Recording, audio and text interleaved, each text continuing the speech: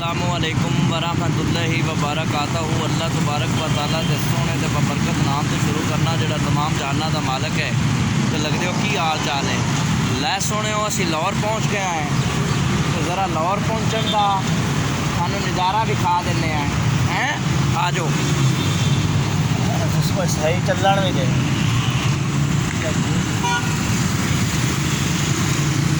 काशी आ जा।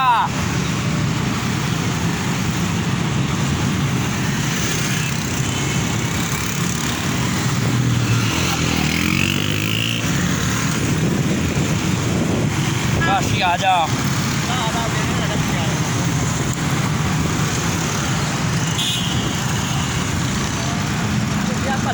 रोड के बाटे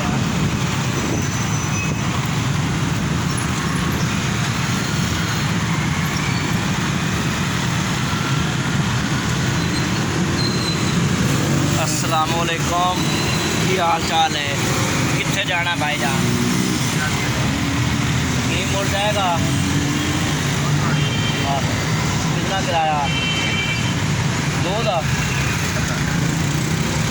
नहीं यार कितना इंज ना कर यार, आंदा 2 सवारियां ते 30 रुपए यार, इंज ना करो। 2 सवारी का 30 असी बोल चौक के लाहौर आए गए सही, तो इंज ना कर यार, तेरी मेहरबानी है। कोई हिसाब ला साडे नाल, इंज ना कर है। तू हुण गल अपनी बनसी कि नहीं?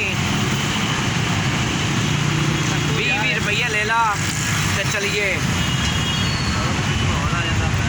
यार, इंज ना करो। असी तेरे को आ ही गए सही। आ जा भाई काशी, आ जा। आ जनाब ना तो मैट्रो की ट्रेन, ऑरेंज ट्रेन जा रही है जी।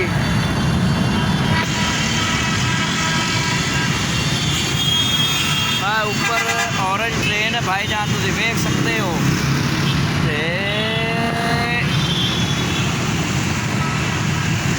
लाहौर भाईजान गड्डियाँ मोटरसाइकिल हमें ठाठा पे मारते हैं। तुम मैं की दसा, लोरे लोरे